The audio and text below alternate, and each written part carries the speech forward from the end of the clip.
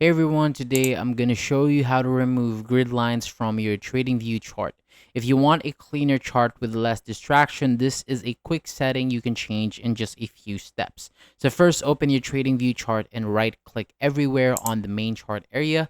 And from the menu that appears, click Settings. And once the chart setting window opens, go to Canvas section. So this is where you can adjust the background and other visuals of your chart. Next, look for the vertical grid lines and horizontal grid lines. Simply disable or uncheck both options, and as soon as you turn them off, the grid lines will disappear from the background of your chart. You can immediately also see the cleaner look while the settings window is still open. So once both grid line options are disabled, close the settings window and then you're done.